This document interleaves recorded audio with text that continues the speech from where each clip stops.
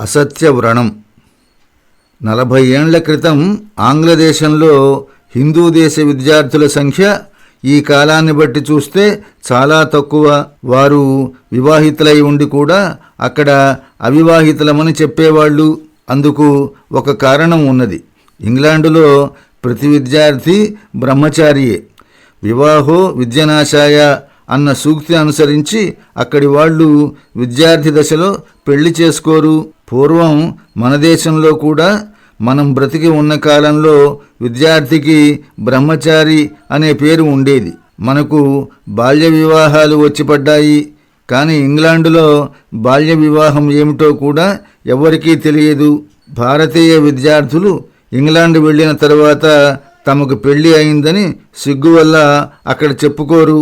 అందుకు మరో కారణం కూడా ఉంది. ఆ దేశంలో పెళ్లి అయిన మగవాళ్ళు పెళ్లి కాని ఆడపిల్లలతో కలిసిమెలిసి తిరగకూడదు. తాము బస చేస్తున్న ఇళ్లవాళ్లకి తమకు పెళ్లి అయిందని తెలిస్తే వాళ్ళు తమ ఆడపిల్లలతో కలిసిమెలిసి తిరగనేయరు. కులాసాగా కబుర్లు చెప్పుకునేందుకు అవకాశం లభించదు. ఆ ఆమోద ప్రమోదాలు చాలా వరకు దోషరహితంగా ఉంటాయి. తల్లిదండ్రులకు కూడా ఈ విధమైన ఆమోద ప్రమోదాలు సమ్మతాలే. అక్కడ వరుడే తగిన వధువును వెతుక్కుంటాడు. అందువల్ల కన్యలు యువకులు కూడా కలిసిమెలిసి ఉంటారు. అది అక్కడ స్వాభావికం. ఇంగ్లాండుకు వెళ్ళగానే హిందూ దేశం యువకులు అక్కడి కన్యల మోహంలో పడి పెళ్లి కాలేదని చెబితే దాని పరిణామం భయంకరంగా ఉంటుంది. అలాంటి గొడవలు అక్కడ అనేకం విన్నాను. భారతీయ యువకులు అసత్యం పలికి అక్కడి కన్యల వెంటబడి అసత్య జీవితం గడిపేందుకు సిద్ధపడతారు. ఆంగ్లేయులు అందుకు అంగీకరించరు. భారతీయులు ఇలా చేయటానికి సాహసిస్తారు. నేను ఇలాంటి వలలో పడ్డాను. నాకు పెళ్లి అయింది, ఒక బిడ్డ కూడా పుట్టాడు. అయినా అక్కడ బ్రహ్మచారిగా ఉన్నాను. అలాంటి నటన వల్ల నాకేమీ ఆనందం కలగలేదు. అయితే సిగ్గు బిడియాలు నన్ను కాపాడాయి. నేను మాట్లాడకుండా ఉంటే నాతో యువత మాట్లాడుతుంది.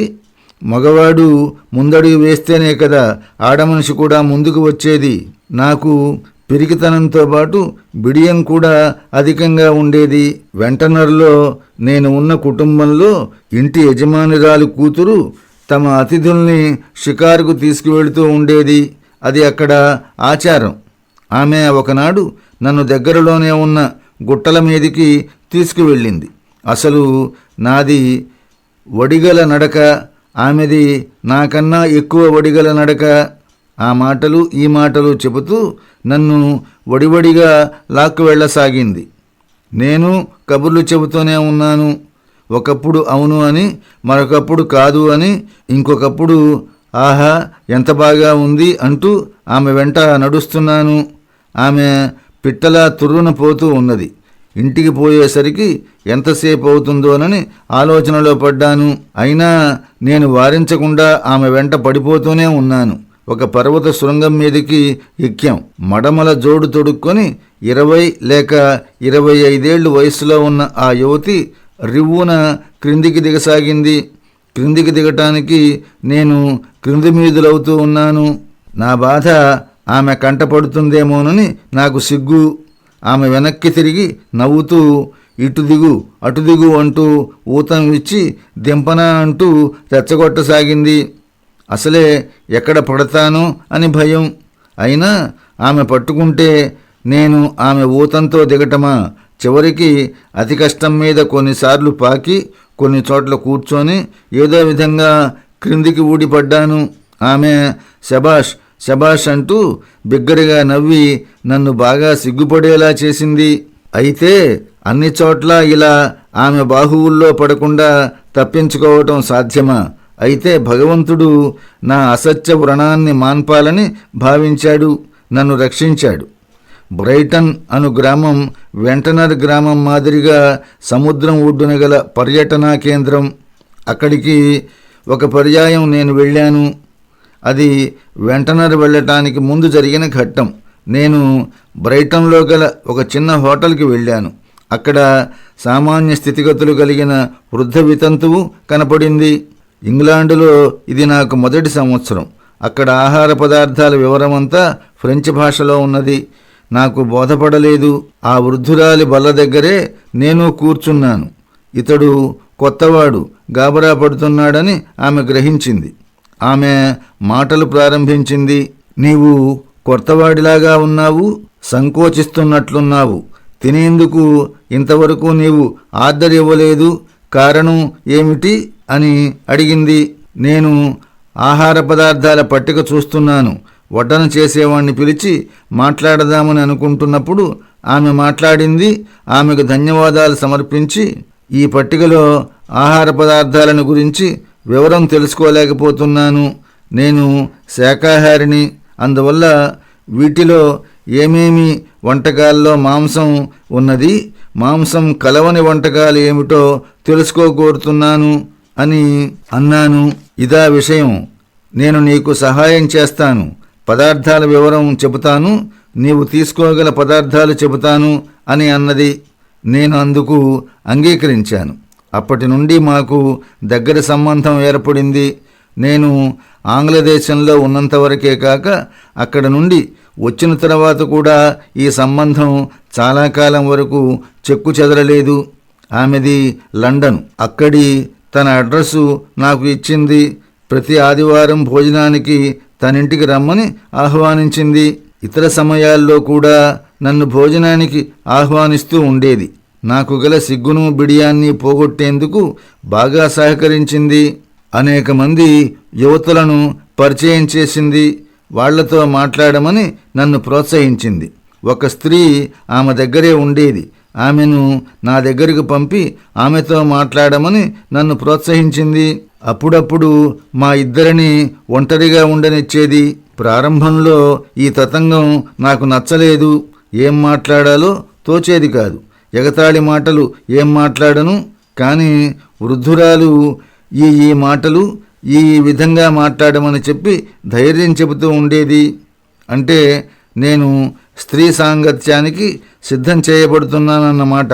ఆదివారం కోసం ఎదురు చూడటం ప్రారంభించేవాణ్ణి. ఆ స్త్రీతో మాట్లాడటం ఎంతో ఇష్టంగా ఉండేది. వృద్ధురాలు కూడా నన్ను స్త్రీ వ్యామోహంలోకి నెట్టసాగింది.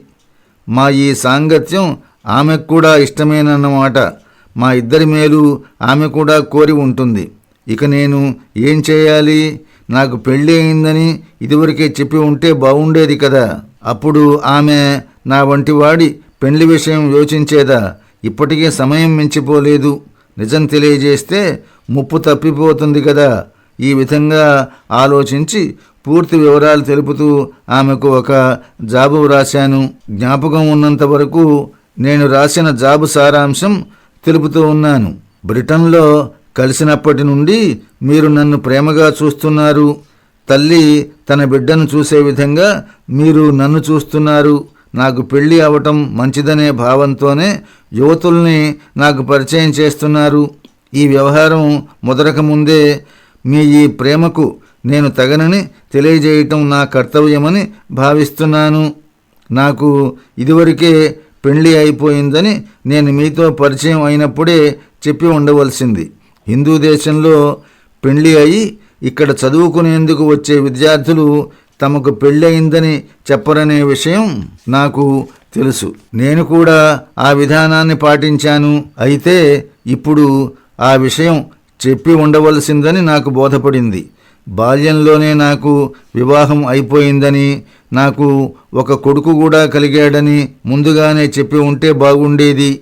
మీకు చెప్పకుండా దాచి ఉంచినందుకు నేను విచారిస్తున్నాను.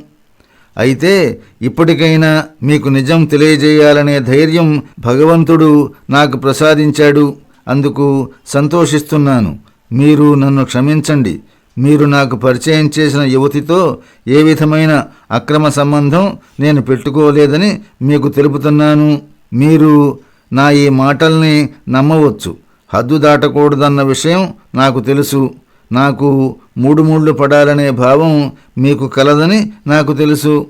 ఈ భావం ఇంకా మీ మనస్సులో ఉరేళ్ళూనకూడదనే భావంతో నిజాన్ని ఈ జాబు ద్వారా తెలియచేస్తున్నాను. ఈ జాబు అందిన తర్వాత నేను మీ దగ్గరకు రాతగని వాడనని మీరు భావిస్తే నేను బాధపడను. మీరు చూపిన స్నేహానికి సదా కృతజ్ఞుణ్ణి. మీరు నన్ను వదిలివేయకుంటే చాలా సంతోషిస్తాను. ఇంత జరిగినా మీరు నన్ను మీ దగ్గరకు రానిస్తే అందుకు నేను తగుదునని మీరు భావిస్తే నాకు కొత్త స్ఫూర్తి లభిస్తుంది. మీ ప్రేమకు పాత్రుడనయ్యేందుకు సదా ప్రయత్నిస్తూ ఉంటాను. ఇంత పెద్ద జాబు త్వరగా వ్రాశానని పాఠకులు గ్రహించకుందురుగాక. ఎన్ని చిత్తులు వ్రాశానో పాఠకులు ఊహించుకోవచ్చు. ఈ జాబు ఆమెకు పంపి పుట్టెడు బరువు తీరిపోయినట్టు భావించాను. ఈ చర్య నాకు హాయి కలిగించింది. మరుటపాలో ఆ వృద్ధ మహిళ వ్రాసిన జాబు అందింది.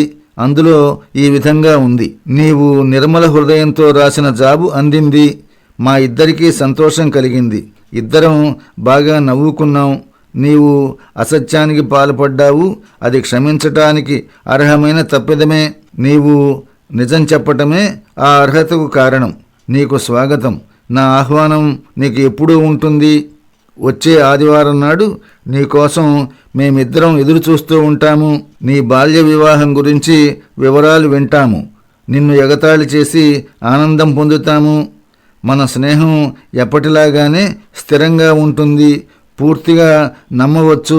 నాలో ముదిరిన అసత్యమనే ఈ వ్రణాన్ని తొలగించుకొని నయం చేసుకోగలిగాను. తరువాత ఇలాంటి వ్యవహారం జరిగినప్పుడు నా వివాహం సంగతి ముందే చెప్పివేయగల ధైర్యం నాకు కలిగింది.